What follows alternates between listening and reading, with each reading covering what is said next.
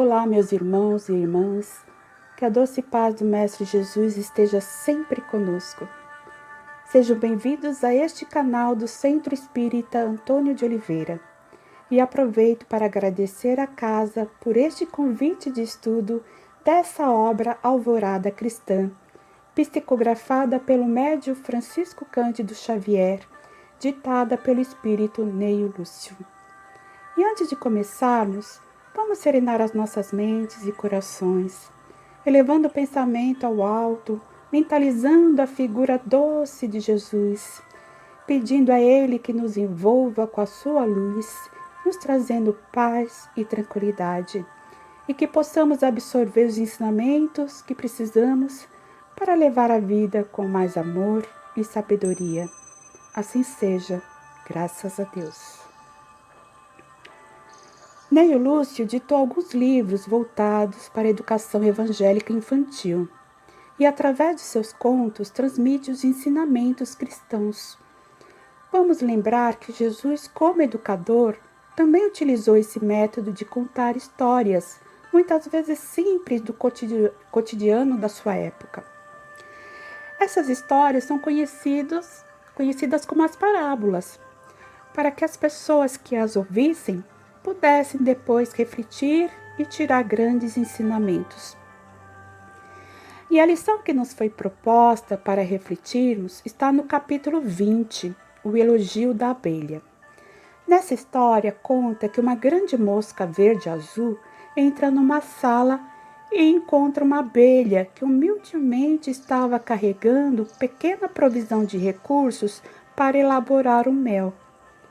A mosca, muito arrogante, perguntou para a abelha se ela não se sentia indesejável de estar ali, uma vez que em qualquer ambiente que ela vá, as pessoas fogem com medo do seu aguilhão, que é terrível. Desapontada, a abelha respondeu que sim, e sofre com isso, pois para se defender ela precisa usar o ferrão, e sabe que a consequência, inevitavelmente, é a morte. E a mosca, com ar de crítica, pergunta: por que ferrear a torto e a direito? Não sabe viver com mais distinção e delicadeza? Ou seja, ser mais fina no trato, não ser tão rude? E a abelha procura esclarecer, dizendo que as coisas não são bem assim. Ela não sente prazer nisso. Ela não quer causar perturbação. Vive somente para cumprir o trabalho que Deus lhe confiou, que representa benefício geral. E quando alguém a impede de fazer o seu trabalho, se inquieta e sofre, pois sabe que pode perder a própria vida. E a mosca, toda envaidecida, pois tinha asas douradas pelo sol, e vendo aquela abelha com aquelas asas sem brilho, sem cor, sem graça, e com as patas em lastimável estado, desdenha da abelha, dizendo que se ela tivesse modos diferentes e cuidasse da sua aparência, polindo as suas asas para que brilhasse na claridade da luz, e se fosse mais colorida como as delas, as pessoas não teriam receio. E a abelha responde: olha, eu não tenho tempo para isso, estou em serviço, que não me permite que eu cuide da minha aparência exterior em todas as ocasiões. Eu auxilio na produção de mel, que é indispensável ao sustento da nossa colmeia, e esse mel é necessário a muita gente. E a mosca a acusou, dizendo que aquilo era sujeira e relaxamento. Nisso, entram na sala duas senhoras e uma criança, onde uma delas nota a presença da abelha e, nervosa, grita: cuidado, cuidado com a abelha, fere sem piedade. E em alarde, a abelha fugiu buscando uma saída e voou, se dirigindo ao campo para encontrar as suas companheiras de trabalho. E a mosca, soberba, passou a exibir-se, voando despreocupada. Uma das senhoras exclamou: que maravilha! A outra senhora: parece uma joia, disse. E E a mosca preguiçosa, voando, se dirigiu para outro ambiente que era a copa e foi pousando sobre os objetos, sobre os lugares sujos, sobre a comida e ia depositando as suas larvas. E até que acabou pousando na cabeça da criança que tinha um pequeno ferimento. Depois de algumas horas, esse ferimento infeccionou, causando preocupações em toda a família. A mosca verde azul foi embora, deixando para trás imundície e enfermidade por onde passara. Eneio Lúcio pergunta: quantas vezes sucede isto mesmo em plena vida? E aí vamos refletir. Como estamos diante das nossas tarefas que executamos, seja no trabalho, em casa ou em qualquer outro lugar que sejamos voluntários? Como ficamos e agimos quando recebemos julgamentos e críticas que não consideramos justas? Quantas vezes esperamos um elogio que não vem? Que aqueles que estão ao nosso redor ignoram os nossos esforços, não valorizam o nosso trabalho, não reconhecem o nosso desempenho. E principalmente, temos que conviver no ambiente com muita fofoca. Geralmente isso acontece no trabalho, onde convivemos diariamente com pessoas que têm inveja, despeito, são maledicentes e caluniadoras. E vamos combinar, muitas vezes também temos dificuldades de fugir dessas fofocas. E como reagimos a isso? Tem aqueles que ficam revoltados, queixando-se de tudo, ou ficam tristes e desanimados. Tudo isso vai tornando a tarefa mais penosa de realizar, e o tempo demora a passar, não é mesmo? E tem outros que simplesmente viram as costas, ficam sempre esperando que o outro comece a fazer. E quando vão fazer uma atividade, essa tarefa é de qualquer jeito, sem capricho, sem empenho, sem dedicação. E quantos serão como a abelha que ignora as críticas e o julgamento alheio e que continua trabalhando com afinco, dedicação, enfrentando todas as dificuldades e sem perder o bom ânimo, realizando a tarefa com alegria, de saber que está sendo útil, que está colaborando com seus companheiros para atingir um objetivo comum. E a sua maior felicidade é colher os frutos da boa obra, pois sabe que aquilo está sendo bom, não somente para si, mas também para todos. E aí precisamos entender essa relação que temos com o trabalho. Em linhas gerais, o conceito de trabalho está estritamente associado à permuta, ou seja, à troca. Eu realizo uma determinada tarefa, desempenho uma determinada função, eu compartilho meu conhecimento, habilidade, eu disponho do meu tempo, em troca serei remunerado em dinheiro. Só que tem muitos que associam o trabalho como escravidão ou servidão, dos quais não querem se submeter.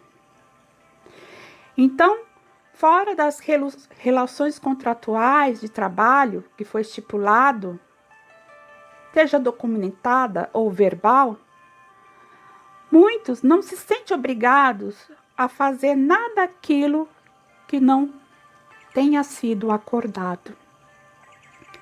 E no mundo que vivemos, onde predomina o orgulho e a vaidade, muitos se tornam arrogantes e soberbos diante do cargo que ocupa e se recusam de executar as tarefas mais simples por acreditar que não faz parte do seu cargo. E tem outros que têm vergonha pela sua profissão ou atividade. Toda profissão é honrosa. Não há por que sentir-se humilhado com as tarefas simples. Não importa se a atividade que exerce faz parte do maior cargo executivo dentro de uma empresa, dentro de um governo.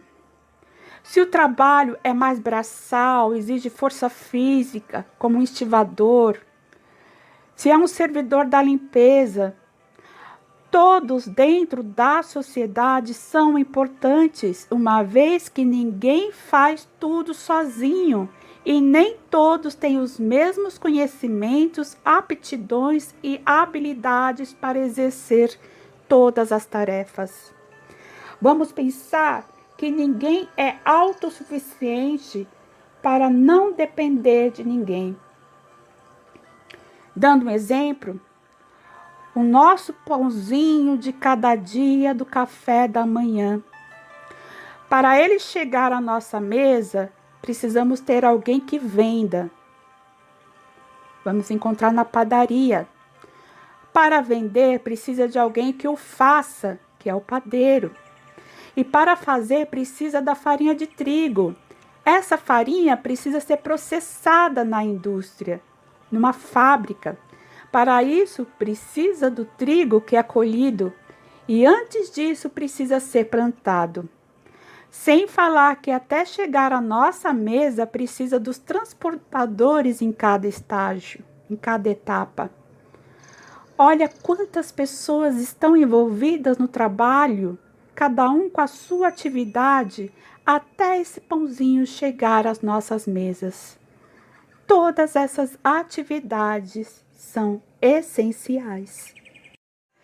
Então, precisamos compreender o valor do trabalho, seja ele qual for. A doutrina espírita define que trabalho é toda ocupação útil e vai mais além. Não é só a atividade material que conta, mas toda e qualquer ação da inteligência que vise ao bem comum, ao progresso individual e coletivo. E o trabalho é essencial para o indivíduo, pois é através dele que há o desenvolvimento, tanto material como espiritual. Nós que somos espíritos encarnados na Terra necessitamos das coisas materiais. Precisamos comer, vestir, ter uma moradia, de transporte para a nossa locomoção. Precisamos sustentar a nossa família e também promover o nosso lazer. Então, o trabalho é material, porque é pelo trabalho remunerado que dá ao indivíduo a dignidade para viver, atendendo às suas necessidades básicas e também os seus desejos. Mas também ele é espiritual, pois promove o desenvolvimento da inteligência, conhecimentos, faculdades, habilidades que são atributos do nosso espírito. E isso contribui para o nosso progresso espiritual. Sem falar que pelo trabalho continuado, vamos aprimorando e aperfeiçoando a nossa tarefa. E essa evolução também vai auxiliar no mundo físico que vivemos. Vamos pensar desde o homem primitivo que vivia nas cavernas até a atualidade, o homem moderno, contemporâneo, quanto progresso foi realizado através do trabalho, que facilitaram a vida do homem, pois promoveu uma moradia melhor, não vive mais nas cavernas. Quantas invenções de tecnologias que promoveram mais eficiência e produtividade nas atividades. As comunicações são mais rápidas, os transportes mais acessíveis e velozes. Quantas descobertas para prevenir, tratar e curar as doenças e prolongar a vida terrena. Como na questão 677 do Livro dos Espíritos, tudo na natureza trabalha. Os animais trabalham de acordo com a inteligência de que dispõem. Então, o seu trabalho se limita a cuidarem da própria conservação, para continuarem a viver e garantir a continuidade da sua espécie. Então, o trabalho é uma lei divina que está associada a outra lei que é do progresso. Para progredir, precisa trabalhar. E o homem, aqui estamos falando de humanidade, que é dotado de inteligência, consciência, sentimentos, vontade, tem a liberdade de agir e que faz parte da criação de Deus, tendo a sua essência que é espiritual, está aqui nesse mundo terreno para progredir e evoluir. A Terra é essa grande escola. E os nossos destinos é a perfeição dentro da nossa condição humana. Só que isso não acontece de uma hora para outra. Precisa de várias existências terrenas, passando por experiências necessárias ao nosso crescimento. E é claro, nós vamos também passar pelas provas e expiações, pois precisamos crescer, conquistar sabedoria, ter essa evolução, que não é só intelectual, mas também a moral. E é através dessa conquista de perfeição que nós poderemos pleitear a moradia em mundos mais felizes que o nosso.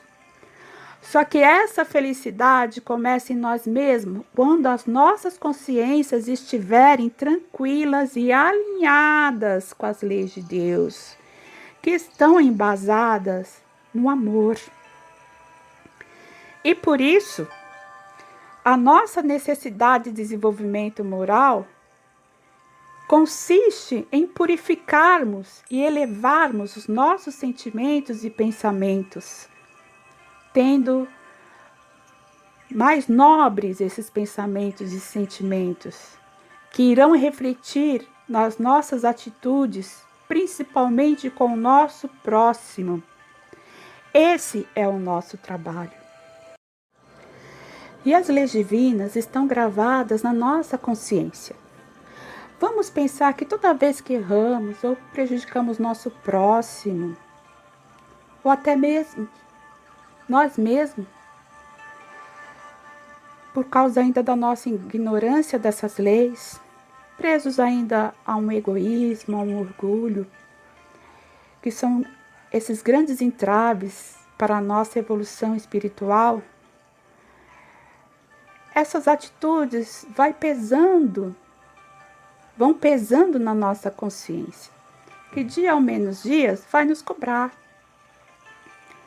E vamos contraindo dívidas que teremos que saldar através dessas expiações e provas. Só nos libertaremos disso quando a nossa vontade e as nossas ações no bem e para o bem estiver alinhada com a vontade de Deus.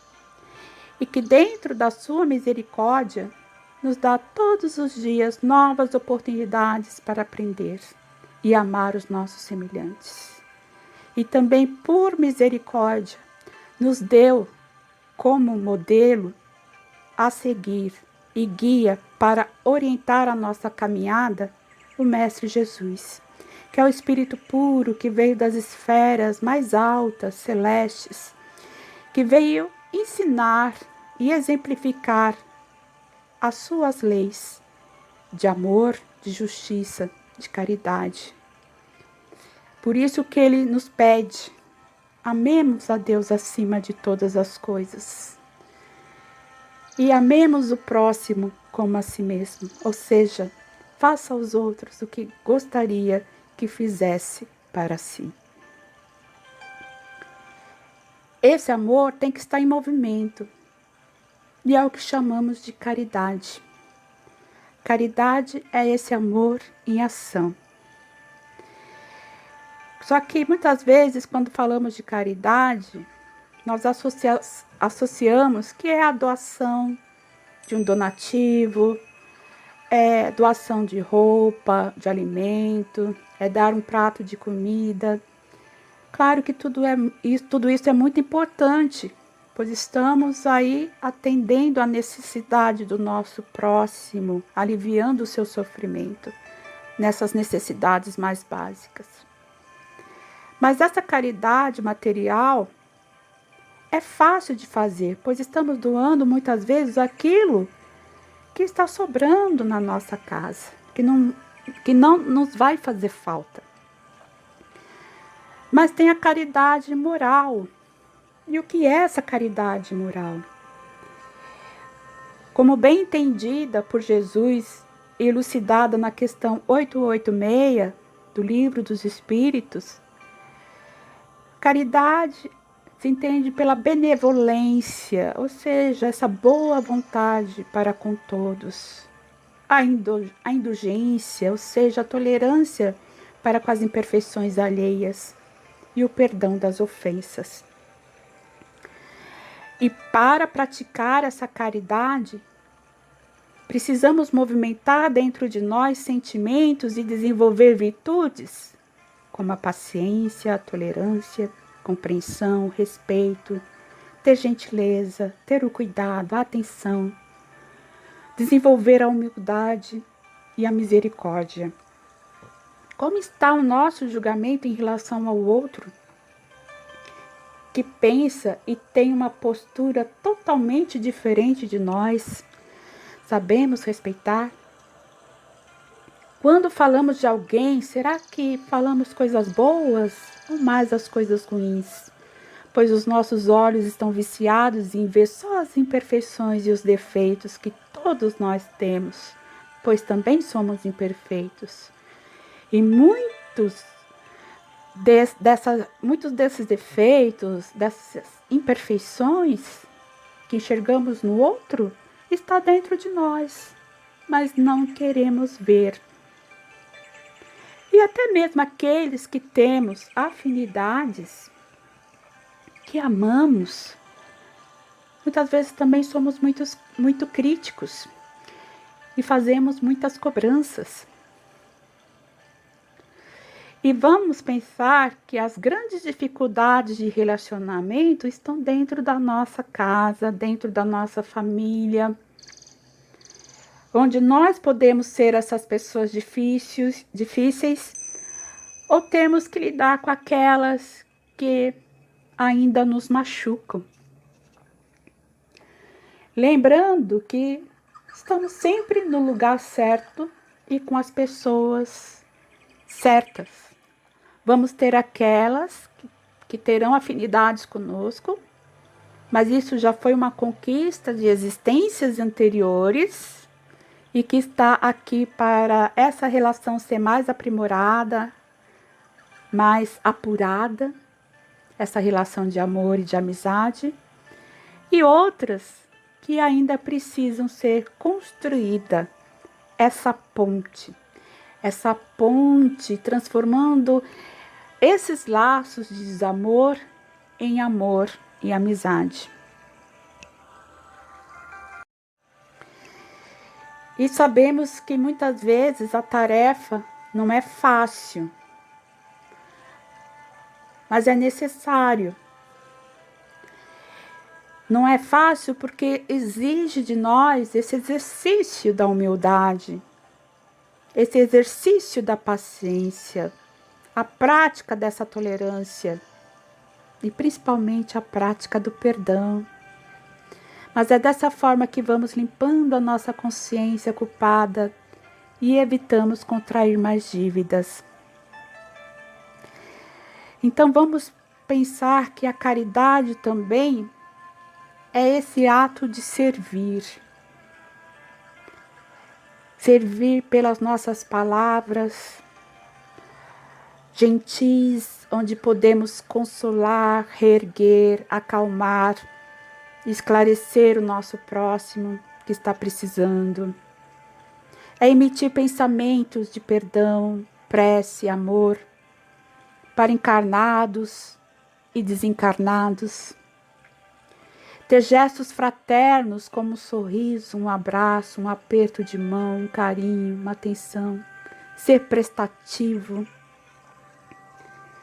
Se muitos não têm condição de praticar a caridade material, todos podem praticar a caridade moral,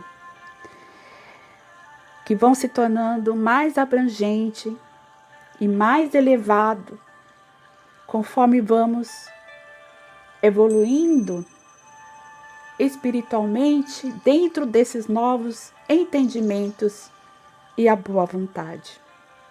Esse esforço para melhorarmos e vencermos os nossos vícios, corrigir as nossas falhas e imperfeições, é o que chamamos de reforma íntima, que é essa nossa tarefa conosco.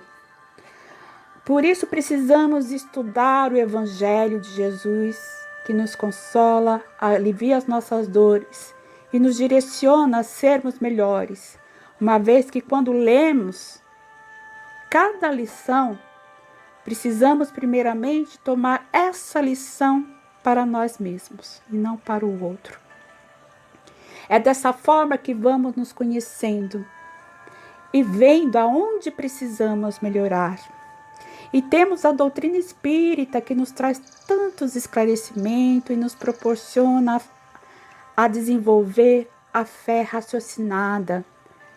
Pois se cremos, sabemos por que cremos em Deus. E isso nos dá força, nos dá coragem para enfrentar os nossos próprios desafios íntimos. E também tendo mais confiança no futuro que nos aguarda. Vamos procurar cada vez mais nos instruir através das leituras edificantes, ouvindo boas palestras e sempre orando, pedindo aos benfeitores amigos que nos sustente nas nossas provas. É pelas boas obras que se reconhecem o cristão. Então, voltando à nossa historinha, apesar da mosca vaidosa e orgulhosa ter uma aparência melhor que o da abelha, ela passou, por onde ela passou, ela causou problemas e dor com a doença. E Deus conhece a cada um de nós, o que se passa dentro dos nossos pensamentos e sentimentos. Ninguém pode enganar a Deus. E assim como ninguém pode dar o que ainda não tem dentro de si, também ninguém receberá o bem que não conseguiu semear e praticar. Então, finalizando a história de Neio Lúcio, há criaturas simples, operosas e leais, de trato menos agradável à primeira vista, que à maneira da abelha sofrem sarcasmos e desapontamentos por bem cumprir a obrigação que lhes cabe, em favor de todos. E há muita gente de apresentação brilhante, quanto a mosca, e que depois de nos seduzir a atenção pela beleza da forma, nos deixa apenas as larvas da calúnia, da intriga, da maldade, da revolta e do desespero no pensamento. A caminhada pode ser difícil, pois muitas vezes não vamos encontrar a compreensão. Vamos nos deparar com a ingratidão. Tem horas que bate aquele cansaço, aquela tristeza. Vem um sofrimento e muitas vezes exige de nós sacrifícios. Mas a verdadeira caridade consiste justamente nesse bem, de praticar esse bem sem esperar nada em troca, sem recompensas. E quanto mais compreendemos o que precisamos modificar em nós, Vamos ter mais complacência às imperfeições do nosso irmão, que também está no seu processo evolutivo, diferente do nosso. E assim, com esse entendimento, com essa compreensão, fica mais fácil de exercer esse perdão. Então, para finalizar, e com uma prece, vamos agradecendo a Deus pelas oportunidades que Ele nos dá, que Ele nos dá a cada dia. Que nós possamos sempre estar sendo auxiliados por esses amigos benfeitores. Que eles possam nos amparar quando fraquejamos. Que nos sustente nas dificuldades. Que ilumine sempre a nossa mente. Limpe os nossos corações dos maus sentimentos. Renova sempre esses sentimentos para o amor, para a paz, que começa a partir de nós, dentro de nós mesmos. E que nos dê força e sustentação diante de todas as nossas tarefas. Assim seja. Graças a Deus, muita paz a todos.